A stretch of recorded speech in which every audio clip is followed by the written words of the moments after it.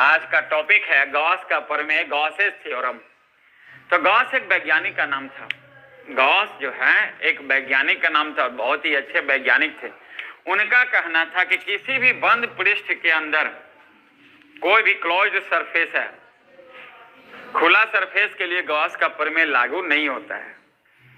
Gauss का प्रमेय में कहना है कि कोई बंद पृष्ठ के अंदर कुछ आवेश रखा हुआ है, कुछ आवेश रखा हुआ है, तो आवेश से जो विद्युत फ्लक्स गुजरेगा, आपको विद्युत फ्लक्स बताए थे कि दो प्रकार का विद्युत फ्लक्स भी होता था। अगर पृष्ठ से बाहर की ओर निकलता था तो धनात्मक विद्युत फ्लक्स, और पृष्ठ के अंदर अगर प्रवेश करता था तो ऋणात्मक विद्युत फ्लक्स।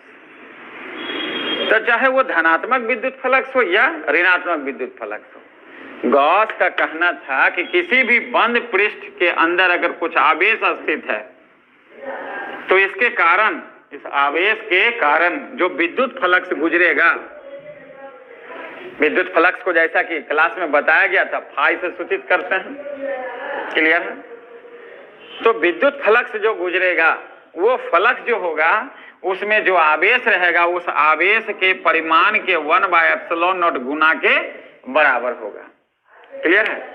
गॉस का प्रमेय में कहना था कि कोई अगर बंद पृष्ठ है और बंद पृष्ठ के अंदर कुछ आवेश रखा हुआ, कुछ आवेश स्थित है, और इस आवेश के कारण जो फ्लक्स गुजर रहा है, चाहे वो धनात्मक विद्युत फ्लक्स या ऋणात्मक विद्युत फ्लक्स, जो फ्लक्स गुजर रहा है, वो जो फ्लक्स होगा इस पृष्ठ के अंदर, बंद पृष्ठ के अंदर जो आवेश रखा हुआ है उस आवेश के 1/ε0 गुना के बराबर होगा। जितना ज्यादा आवेश रहेगा उतना ज्यादा फ्लक्स होगा।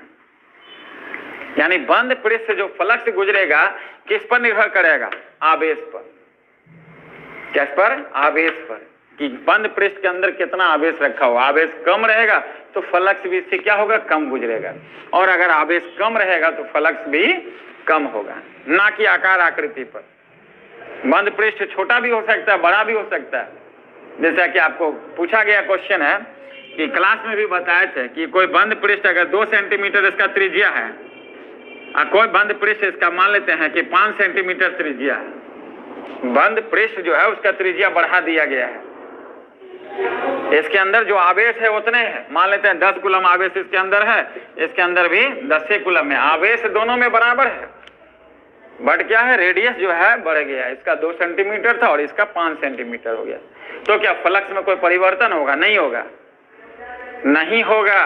फ्लक्स जो गुजर रहा है only depend on the charge inside the body, inside the closed surface.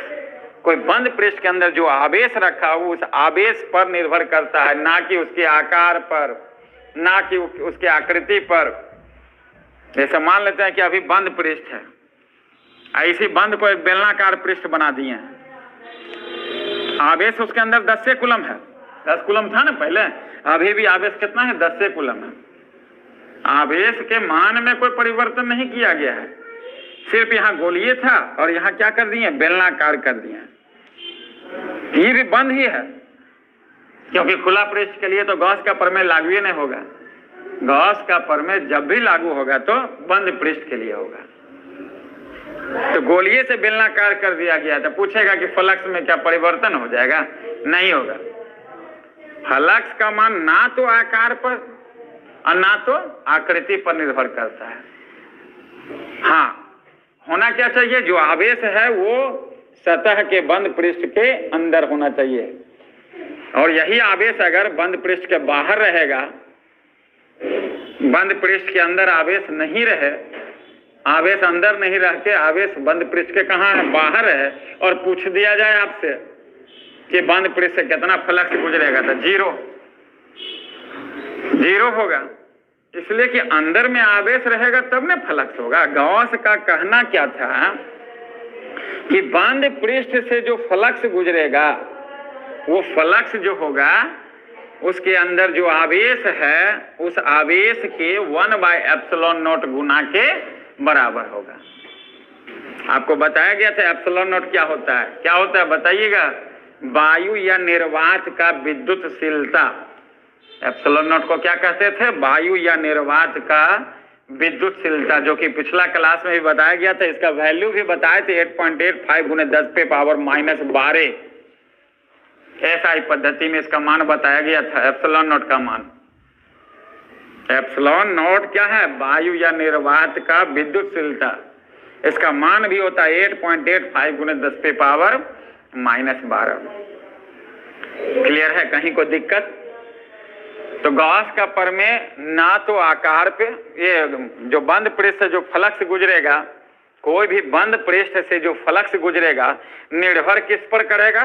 तो पृष्ठ के अंदर जो आवेश है, पृष्ठ के अंदर जो आवेश है उसी पर निर्भर करेगा, ना कि उसके आकार पर, आकृति पर, लंबाई पर, चौड़ाई पर, है ना, ये सब पर निर्भर नहीं करेगा।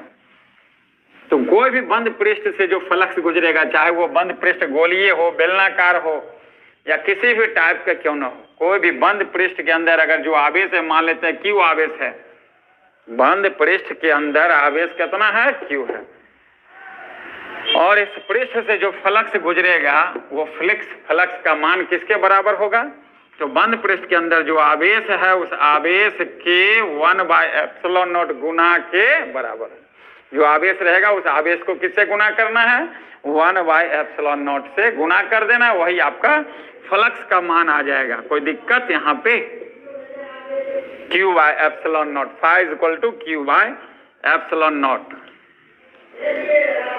तो क्लियर है? आपका अगर क्वेश्चन पूछ दिया जाए कि गॉस का प्रमेय लिखें, तो गॉस का प्रमेय में यही लिखिएगा कि किसी भी बंद पृष्ठ से संबद्ध जो आवेश रहेगा, इस आवेश के कारण जो इससे फ्लक्स गुजरेगा, किसी भी बंद पृष्ठ से होकर, किसी भी बंद पृष्ठ से होकर गुजरने वाला विद्युत फ्लक्स उस पृष्ठ से संबद्ध आवेश के 1/ε0 गुना के बराबर होगा। परिभाषा क्लियर है? इस प्रमेय में कहना है कि किसी भी बंद पृष्ठ से गुजरने वाला विद्युत फ्लक्स उस पृष्ठ से संबद्ध आवेश के मतलब क्या? गुना, आवेश के 1/ε0 गुना के बराबर होगा। तो गॉस का प्रमेय में जो फ्लक्स गुजर रहा है, अभी जस्ट देखे थे, फ्लक्स का मान कोई भी बंद पृष्ठ से पूछ दिया जाए कि कोई बंद पृष्ठ से जो फ्लक्स गुजर रहा है, क्या बंद पृष्ठ के आकार पर भी निर्भर करता है? तो नहीं करता है। जैसे अभी उदाहरण बताए थे कि पहले उसका गोलाई जो उसका त्रिज्या था कितना? 2 सेंटीमीटर, और उसका आकार बढ़ा दिए 5 सेंटीमीटर कर दिए थे, थोड़ा देर पहले देखे थे ना। आवेश वही था, जितना आवेश पहले था 2 सेंटीमीटर वाला में, उतना ही आवेश पहले भी है और बाद में भी है। तो आवेश अगर वही है तो त्रिज्या बढ़ा दें या घटा दें, उसे कोई फर्क पड़ने वाला नहीं है। दूसरा देखे थे, आकृति देखे थे, पहले गोलीय था, बेलनाकार कर दिए थे, त्रिभुज के आकार का कर दिए, चतुर्भुज के आकार का कर दिए, वर्ग टाइप का, आयत टाइप का। तो मेरा कहना है कि अगर आकृति भी चेंज कर दें, देन फ्लक्स का वैल्यू है चेंज नहीं होगा। क्लियर? हाँ, भले आवेश अंदर नहीं रह के बाहर रहे तो चेंज हो जाएगा, फ्लक्स में परिवर्तन हो जाएगा। कोई दिक्कत? तो फ्लक्स क्लियर है? ये गॉस का प्रमेय, गॉस का प्रमेय में क्लियर है। अगर गॉस का प्रमेय आपको सिद्ध करने के लिए आता है, कभी कभी गॉस का प्रमेय आपको सिद्ध करने के लिए भी आता है, तो गॉस का प्रमेय आपको अगर सिद्ध करने के लिए आएगा, तो मान लीजिए कि कोई आवेश है और ये आवेश से होकर कोई, मान लेते हैं आवेश से होकर, इस आवेश से r दूरी पर कोई बिंदु P है, यहाँ पर एक स्वल्पांश का कल्पना कर रहा है, यहाँ पर एगो स्वल्पांश का कल्पना कर रहा है, एक टुकड़ा का, ये आवेश के चारों ओर एगो बंद पृष्ठ माने हैं, इस आवेश के चारों तरफ क्या है? एक बंद पृष्ठ माने हैं, और बंद पृष्ठ का एक स्वल्पांश, एक टुकड़ा लिए हैं, एक टुकड़ा लिए हैं। क्षेत्रफल को इंग्लिश में एरिया कहते हैं, ए से सूचित करते हैं, तो इसका क्षेत्रफल मान लीजिए डीए है, और यहाँ विद्युत क्षेत्र की तीव्रता क्या है? ई है। ये कोण थीटा बना रहा है। तो ये पहले स्वल्पांश के कारण फ्लक्स निकाल लेंगे, पहले स्वल्पांश के कारण फ्लक्स निकाल लेंगे। अच्छा, आवेश के कारण, आवेश से कितना दूरी इसका माने हैं, r दूरी माने हैं। ये आवेश से जहां पर आप स्वल्पांश माने हैं वहां का दूरी कितना माने हैं, r। तो आवेश से r दूरी पर पहले तीव्रता आपको लिख देते हैं।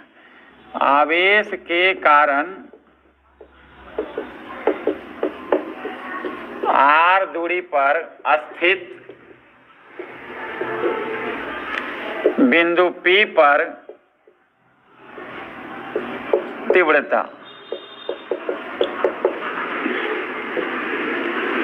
तो तीव्रता का फॉर्मूला आपको क्लास में भी बताया था, लास्ट क्लास में 1/4 पाई एप्सिलॉन नॉट Q बटे R स्क्वायर सिद्ध करके भी बताए थे कि एक आवेश के कारण जो तीव्रता होता है 1/4 पाई एप्सिलॉन नॉट Q बटे R स्क्वायर।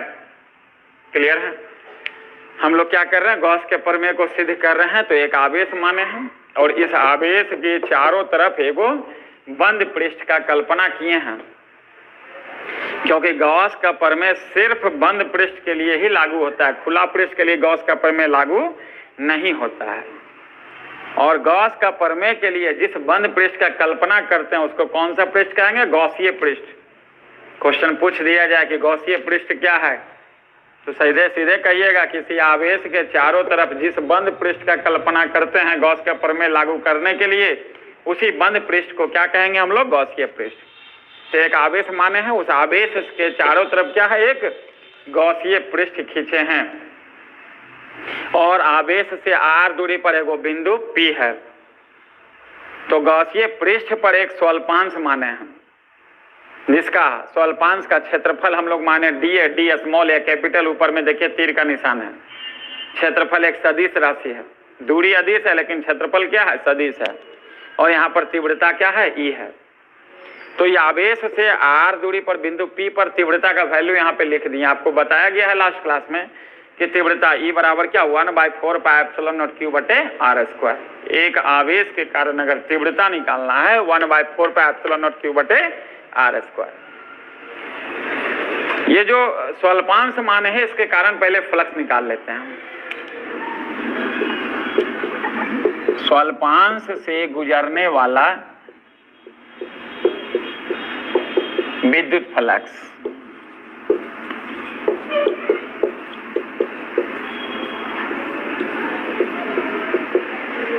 फ्लक्स का फार्मूला बताए थे E dA cos थीटा, नहीं स्वल्पांश के कारण बताया गया है E dA cos थीटा।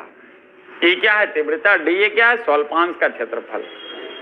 पूरा फ्लक्स को हम लोग फाई से सूचित करते थे, बट अब क्या है कि छोटे से स्वल्पांश के कारण आप फ्लक्स निकाल रहे हो, तो d फाई बराबर हो जाएगा E dA cos theta. E का वैल्यू जो यहाँ पे है 1/4 पाई एप्सिलॉन नॉट Q बटे R स्क्वायर हम लोग पुट कर रहे हैं। 1/4 pi epsilon naught Q divided by R square, और dA cos थीटा यहाँ से कॉपी कर लेते हैं, सिद्ध कर रहे हैं। ध्यान से देखिएगा, क्लास में भी 2-2 बार बताया हुआ है और अभी तो थोड़ा स्पीड में बता रहे हैं इसलिए कि वो जो है आपका रिवीजन क्लास चल रहा है। dA cos थीटा, ठीक है। तो ये जो फ्लक्स आया है स्वल्पांश के कारण, स्मॉल जो टुकड़ा माने हैं, ये जो गॉसीय पृष्ठ है, गॉसीय पृष्ठ के ऊपर एक टुकड़ा जो माने हैं, स्वल्पांश जो माने हैं, उसके कारण फ्लक्स आया। बट आपको निकालना क्या है, पूरे गॉसीय पृष्ठ के कारण। ये टुकड़ा के कारण फ्लक्स निकला है d फाई बराबर, बट आपको निकालना क्या है, पूरे गॉसीय पृष्ठ के कारण। क्या करोगे, समाकलन कर देंगे, इंटीग्रेशन कर देंगे पूरे गॉसीय पृष्ठ के कारण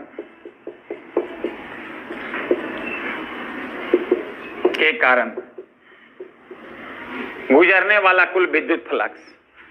तो गुजरने वाला कुल विद्युत फ्लक्स क्या करेंगे, दोनों साइड में इंटीग्रेशन कर देंगे। d phi 1/4 pi epsilon naught Q बटे R square dA cos theta, दोनों साइड क्या करेंगे, इंटीग्रेशन कर देंगे। तो d फाई का फाई, dx का समाकलन आपको बताया गया, इंटीग्रेशन x होता है, तो d फाई का क्या हो जाएगा, फाई हो जाएगा। जो कांस्टेंट है बाहर हो जाएगा, 1/4 पाई एप्सिलॉन नॉट बाहर हो गया और q भी आपका बाहर हो जाएगा। अंदर बचेगा डी ए कॉस थीटा बटे आर स्क्वायर। इंटीग्रेशन के अंदर बचेगा आपका डी ए कॉस थीटा बटे आर स्क्वायर। क्लियर है? अभी हम लोग क्या किए हैं कि एक आवेश माने थे और इस आवेश के चारों तरफ क्या किए थे, एक बंद पृष्ठ माने थे। यह आवेश क्यों था, ये आवेश के चारों तरफ है वो क्या किए थे, बंद पृष्ठ माने थे, जिसको कौन सा पृष्ठ कहते हैं, गॉसीय पृष्ठ। और इस गॉसीय पृष्ठ पर एक स्वल्पांश माने थे, स्मॉल एलिमेंट माने थे, टुकड़ा माने थे, जिसका क्षेत्रफल डी ए माने थे और तीव्रता यहाँ पर क्या है, ई है। आवेश Q से R दूरी पर जो बिंदु P है, यहाँ पर बिंदु P पर तीव्रता निकाले थे, जो कि आपको पिछला क्लास में भी सिद्ध करके बताया गया था। अभी वैल्यू सिर्फ रख रहे हैं 1/4 पाई एप्सिलॉन नॉट Q बटे आर स्क्वायर। क्लियर है? आप पहले स्वल्पांश के कारण जो टुकड़ा माने हैं, उस टुकड़ा के कारण पहले फ्लक्स निकाल लेंगे। तो जब टुकड़ा के कारण फ्लक्स निकालिएगा तो डी फाई बराबर आपको बताया गया था क्या, E D A cos theta. E का जो वैल्यू है यहाँ से हम लोग कॉपी कर दिए 1/4 पाई एप्सिलॉन नॉट Q बटे आर स्क्वायर, और डी ए कॉस थीटा जो है उतार दिए। डी ए कॉस थीटा है ना, ये वाला उतार दिए। ये जो फ्लक्स आया है डी फाई, दैट मीन्स क्या, ये स्वल्पांश के कारण, बट आपको निकालना है किसके कारण, पूरे गॉसीय पृष्ठ के कारण। जो फ्लक्स निकालना है पूरे गॉसीय पृष्ठ के कारण, जो आवेश के चारों तरफ जो पूरा गॉसीय पृष्ठ माने हैं, उस गॉसीय पृष्ठ के कारण फ्लक्स निकालना है। तो छोटा से जाना है बड़ा, क्या करेंगे, इंटीग्रेशन यानी समाकलन करेंगे। तो जब समाकलन करेंगे, समाकलन हो या अवकलन हो, डिफरेंशिएशन हो या इंटीग्रेशन हो, जब भी होगा दोनों साइड, तो दोनों साइड आप क्या करोगे, इंटीग्रेट करोगे। देख सकते हैं इधर भी इंटीग्रेशन का साइन दे दिए और इधर भी देखिए इंटीग्रेशन का साइन दे दिए। dx का समाकलन आपको बताया गया x, तो डी फाई का समाकलन क्या होगा, जो कांस्टेंट है उसका समाकलन नहीं होगा, वो बाहर का हो जाएगा। 1/4 पे एप्सिलॉन और Q क्या कर दिए हैं, बाहर कर दिए, और डी ए कॉस थीटा बटे आर स्क्वायर अंदर है। कोई दिक्कत? तो डी ए कॉस थीटा बटे आर स्क्वायर की जगह आप क्या है, वो घन कोण होता है। आपको 11th में भी बताया गया था, बेसिक क्लास में भी बताया गया है कि जो घन कोण होता है, दो तरह का कोण होता है, नहीं, एक समतल कोण और एक घन कोण। घन कोण को हम लोग ठोस कोण भी कहते हैं, घन कोण को ठोस कोण भी कहते हैं। घन कोण डी ओमेगा यानी कि डी ए कॉस थीटा बटे आर स्क्वायर है, इसका मान होता है 4 पाई। जो घन कोण होता है, जो समतल कोण होता है, उसका मान होता है 2 पाई। पाई बराबर 180 डिग्री, तो 2 पाई आप जब कीजिएगा तो 360 डिग्री होगा, जो कि आप समतल कोण का मान पढ़ते हैं पूरा वृत्त का। लेकिन जो घन कोण होता है, जिसको ठोस कोण भी कहते हैं, उसका मान होता है 4 पाई। पाई की जगह वही 180, तो डी ए कॉस थीटा बटे आर स्क्वायर की जगह कितना रखेंगे, 4 पाई। तो 1/4 pi epsilon not into Q, इसका मान रखिएगा डी ए कॉस थीटा बटे आर स्क्वायर का समाकलन का मान कितना है यहाँ पे, घन कोण के बराबर, यानी 4 पाई। 4 पाई 4 पाई कट गया, फाई बराबर Q बटे एप्सिलॉन नॉट। यही आपका क्या था, गॉस का प्रमेय में सिद्ध करने वाला है, जो कि कई बार क्वेश्चन पूछा हुआ है कि गॉस का प्रमेय लिखें और इसे सत्यापित करें। कोई दिक्कत? अभी तो लाइव चल रहा था, थोड़ा स्पीड में बताएं। मेन क्लास में आपको ये टॉपिक 2-3 बार करके भी बताया गया था, लगभग में कुछ बच्चे को याद भी हो गया होगा। क्लियर है? कहीं को दिक्कत? यही है आपका क्या, गॉस का प्रमेय, फाई बराबर Q बटे एप्सिलॉन नॉट, जो कि आपको सिद्ध करना है। कोई दिक्कत?